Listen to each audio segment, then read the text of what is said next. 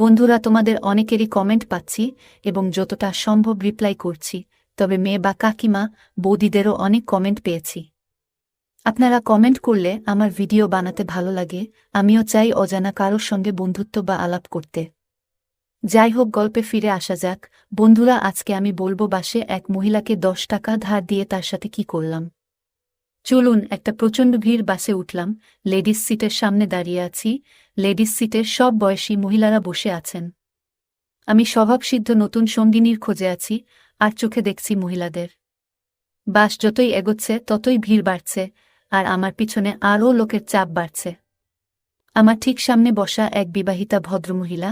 আমার দৃষ্টি অনেকক্ষণ ধরেই এই ভদ্রমহিলার দিকে। দেখতে ফর্সা রং ভদ্রমহিলার, পিছন থেকে ঠেলার চোটে আমি কিছুটা সামনের দিকে ঝুঁকে পড়ছি। প্রথম ওই ভদ্রমহিলা ব্যাপারটাকে পাত্তা দেননি, কিন্তু কিছু সময় পরে তিনি বুঝতে পারলেন যে আমি ইচ্ছাকৃতভাবেই তার কাছে আসার চেষ্টা করছে। তিনি আর চোখে আমার দিকে দেখতে লাগলেন। তিনি দেখলেন যে আমি অন্যমনস্কভাবে অন্যদিকে তাকিয়ে আছি। আমি বেশ আগ্রহী হয়ে পড়লাম এই ব্যাপারে যে ভদ্রমহিলার সাথে পরিচয় করার খুব ইচ্ছে হলো আমার। কিন্তু ভিড় বাসে এত লোকের সামনে পাশে থাকাতে আমি ঠিক সাহস করে উঠতে পারছি না। এই করে বেশ কিছুটা দৌড় টানাতে পড়লাম আমি। ওদিকে ওই ভদ্রমহিলা বারবার আমার দিকে দেখছে। এই দেখে আমার হাল তো পুরো খারাপ হয়ে গেল। এরকম অবস্থায় এক বুড়িমা এই ভিড় বাসে উঠে লেডিস সিটের দিকে এগোতেই আমার ঠিক সামনে বসা ওই ভদ্রমহিলা উঠে দাঁড়িয়ে বুড়িমাকে নিজের সিটে বসতে দিলেন। তিনি বললেন, মাসিমা এখানে বসুন। ফলে আমার ঠিক সামনে দাঁড়িয়ে পারলেন ভদ্রমহিলা। এতে করে আমাকে কিছুটা পিছোতে হলো, আর এবারে আমি বেশ আয়েশ করে ওই ভদ্রমহিলাকে চোখ দিয়ে খেতে পারব। এর মধ্যে কন্ডাক্টর ভাড়া চাইতে ভদ্রমহিলার কাছে হাত বাড়াল। ভদ্রমহিলা ব্যাগ থেকে খুঁজে একখানা 200 টাকার নোট দিয়ে বললেন, আমাকে একটা 10 টাকার টিকিট দিন, আমি এর পরের স্টপেজে নামব। অমনি কন্ডাক্টর বলে উঠল, দিদি 10 টাকার টিকিট চেয়ে 200 টাকার নোট ধরাচ্ছেন, খুচরো দিন। ভদ্রমহিলার কাকুতি মিনতি কোনো শুনল না কন্ডাক্টর। আমি সুযোগ পেয়ে ঠিক পেছন থেকে বলে উঠলাম, আমিও পরেরটাতে নামব, আমি দিয়ে দিচ্ছি, এত চিন্তার কিছু নেই। বলে আমি নিজের ও ওই ভদ্রমহিলার দুইজনের টিকিট একসাথে কেটে ফেললাম। ভদ্রমহিলাকে বললাম, চলুন গেটের দিকে এগোতে থাকুন, আমিও নামব। এইবার ভিড় ঠেলে ভদ্রমহিলা গেটের দিকে এগোতে লাগলেন। আমি পিছন গেটের দিকে এগোতে লাগলাম। একবার ভিড়ের মধ্যে নিজের হাতটা দিয়ে গেটের রড ধরার অছিলায় ভদ্রমহিলার কাছে নিয়ে গেলাম। বাস নির্দিষ্ট স্টপেজে থামতে প্রথমে ভদ্রমহিলা আর পিছনে আমি দুইজনে নামলাম। ভদ্রমহিলা আর চোখে আমাকে দেখে মুচকি হেসে বললেন, দাদা, আপনার এই ঋণ শোধ করি কি করে বলুন তো? যদি কিছু মনে না করেন আসুন না আমার সাথে, আমার ফ্ল্যাটে খুব কাছেই। আপনাকে 10 টাকা দিতে হবে দাদা, আমার বাস ভাড়ার টিকিট বাবদ। আমি খানিকটা ইতস্তত করছিলাম। আমি বললাম, দিদি 10টা টাকার জন্য এত ব্যস্ত হবার কি আছে? মহিলা বললেন, আরে আসুন না, একেবারে কাছেই আমার ফ্ল্যাট, 5 মিনিটও লাগবে না বলে নিজের অ্যাপার্টমেন্টের সামনে এসে বললেন, এই তো এসে গেছি দাদা। এই সামনে দোতলার ফ্ল্যাটে আমি থাকি। ভদ্রমহিলা নিজের ব্যাগ থেকে চাবি বের করে নিজের ফ্ল্যাটের দরজা খুলে বললেন, আসুন দাদা, বসুন। বলে আমাকে ড্রয়িং রুমে সোফাতে বসতে দিলেন আর বললেন, দাদা 2 মিনিট বসুন, আমি টাকাটা নিয়ে আসছি বলে সদর দরজা বন্ধ করে এসি চালিয়ে দিলেন। আমি বসে আছি, উনি সোজা ভিতরে ঢুকে গেলেন। এবারে মহিলার পরিচয় একটু দিয়ে দেই। মহিলার নাম সাথী, বয়স বছর 40, একা থাকেন সাথী দেবী। স্বামী তাকে ছেড়ে চলে গেছে, একটা মাত্র ছেলে ইঞ্জিনিয়ারিং পড়ছে, কলকাতাতে হোস্টেলে থাকে।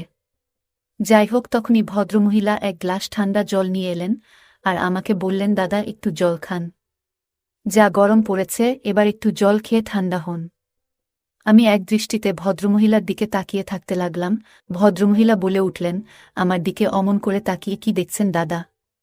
আমাকে কি আপনার ভালো লেগেছে? সে তো দাদা বাসেই আমি টের পেয়েছি। বলে খিলখিল করে হাসতে লাগলেন আর বললেন, আপনি জল খান, আপনার ঋণ শোধ করে দেব বলে ভিতরে চলে গেলেন। বেশ কিছু সময় কেটে গেল, ভদ্রমহিলার আসার পাত্তা নেই। আমি উসখুস করছি কখন আসবে। আমি বললাম, ও দিদি, আমি এইবার উঠব, ওই 10 টাকার টিকিটের জন্য এত ব্যস্ত হবেন না, আপনি এখানে আসুন, আমি এইবার বেরোবো। এই ডাকে ভিতর থেকে উত্তর এলো, আসছি, এই তো আসছি। এর মধ্যে দাদা আপনি ঠান্ডা হয়ে গেলেন বলে হঠাৎ ভদ্রমহিলার আগমন ড্রয়িং রুমে। আমার চোখ দুখানি স্থির হয়ে গেল। স্বচ্ছ একটা ছাপা শাড়ি পরে এলেন। আমি তো অবাক হয়ে তাকিয়ে আছি। তখনই মহিলা বললেন, কেমন লাগছে দাদা এখন আমাকে? বলে খিলখিল করে হেসে উঠলেন ভদ্রমহিলা, এসে একেবারে সোফাতে আমার গা ঘেঁষে বসলেন। তিনি বললেন, চলো শোবার ঘরে, তোমার তাড়া নেই তো? দুইজনে তখন ঘোরের মধ্যে। তখন আমার হাত ধরে ভদ্রমহিলা সোজা শোবার ঘরে চলে এলেন। বিছানায় পা তুলে বসলাম সাথী দেবীর অনুরোধে। ঠিক মুখোমুখি দুজন দুজনের দিকে হাসি মুখে তাকিয়ে একটু গল্প করছি। তখন দুপুর, গ্রীষ্মকালের প্রবল উত্তাপ বাইরে। রুমের ভেতরে আমরা দুজন শুরু করব, ঠিক তখনই বাড়ির কলিংটা বেল বেজে উঠল। সাথী দরজা খুলতে অবাক হয়ে গেল। সাথীর ছেলে ছুটিতে বাড়ি ফিরে এলো। আমাদের সমস্ত আশা বৃথা হয়ে গেল। আমি বাড়ি ফিরে গেলাম, আর যাবার সময় নম্বরটা নিয়ে গেলাম। এরপর থেকে আমাদের ফোনে কথা বলা শুরু হলো। বেশ কিছুদিন কথা বলার পর আমরা স্বামী স্ত্রীর মতো সম্পর্ক গড়ে উঠল। এরপর থেকে আমার ওদের বাড়িতে যাওয়া বেড়ে গেল। ওদের বাজার টাজার ও আমি করে দিতাম। এভাবেই দিন যাচ্ছিল। সাথী একটা অফিসে কাজ করে অনেক কষ্টে সংসার চালাচ্ছিলেন। কাজের পাশাপাশি উনাদের গ্রামের জমি থেকেও কিছু আসত, তা দিয়ে চলে যেত। অক্টোবর মাসে উনাদের গ্রামে কিসের যেন মেলা বসে, অনেক নাকি ধুমধাম হয়। ওরা প্রতি বছর যেত, এবার আমাকেও সাথে যাওয়ার প্রস্তাব দিল। আমি এক কথায় রাজি হয়ে গেলাম, কারণ আমার মনের ইচ্ছা পূরণ করতে হবে। তাছাড়া সাথীর সাথে আমার সম্পর্ক বন্ধুর মতো, ওকে আমি তুই করে বলতাম। ওদের গ্রাম এর বাড়ি ছিল উত্তরবঙ্গের একটা জেলায়। আমাদের বাস রাত 9:30টায়। ব্যাগ ট্যাগ নিয়ে চলে এলাম কল্যাণপুর বাস কাউন্টারে। যাত্রী পরিবহনের একটি বাসের টিকিট কাটা হয়েছে।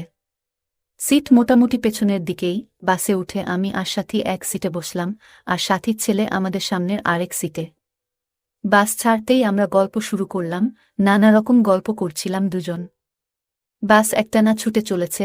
জানালা দিয়ে মাঝে মাঝে দূরের কোনো ফ্যাক্টরির আলো দেখা যাচ্ছে। বাতাসে সাথীর চুল এসে পড়ছে আমার মুখে। আমি মুগ্ধ দৃষ্টিতে চেয়ে আছি সাথীর দিকে। কখনো তো সাথীকে এত সুন্দর লাগেনি। আজ কি হলো হঠাৎ? সাথীর কোনো কথা আর কানে যাচ্ছিল না। আমি কেবল তাকিয়েই আছি ওর চোখ নাক ঠোঁটোর দিকে। সাথী বলল, আমার বেশ শীত করছে। আসলেই অক্টোবরে যে এতটা শীত পড়বে ভাবিনি। সাথী একটা শাল বের করে ওর গায়ে জড়িয়ে নিল। এর মধ্যেই বাসের লাইটগুলো নিভিয়ে দিল।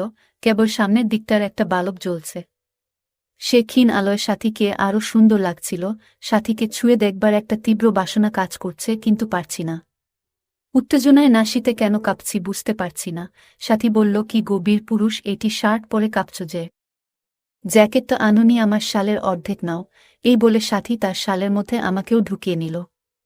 এখন আমি সাথীর গায়ের মিষ্টি গন্ধ পাচ্ছি। লেডি স্টেশনের পারফিউম আর সাথীর নিজের ঘ্রাণ মিলে একটা গন্ধ। আমি আর সহ্য করতে পারছি না। মনে হচ্ছে এক্ষুনি সাথীকে বুকের মাঝে জড়িয়ে ধরি।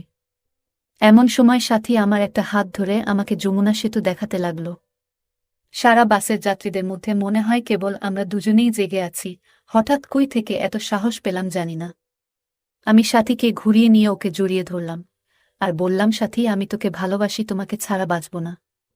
সাথী কোনো কথা বলল না, কেবল নিচু হয়ে রইল। আমার সাহস আরও বেড়ে গেল। আমি বললাম, সাথী, তোমাকে আমি চাই, একদম আমার করে চাই। ও তবুও চুপচাপ। আমি বুঝে গেছি সাথী ও রাজি আছি। এবার আমি বেশি দেরি না করে বাসের সিটের ওপর আমার এত দিনের চাহিদা মেটাতে লাগলাম। সাথীও কিছু বলল না। সাথী ও মজা নিচ্ছে। এইভাবে কিছুক্ষণ মজা করার পর আমরা ঘুমিয়ে পড়লাম। এইভাবে আমি আমার 10 টাকা শোধ করলাম। যাই হোক, আজকের ভিডিও এই পর্যন্ত। যদি আমাদের ভিডিওগুলি ভালো লাগে তাহলে লাইক, কমেন্ট এবং শেয়ার করুন, আর সবার আগে ভিডিও পেতে আমাদের চ্যানেলটাকে সাবস্ক্রাইব করুন। সবাইকে ধন্যবাদ।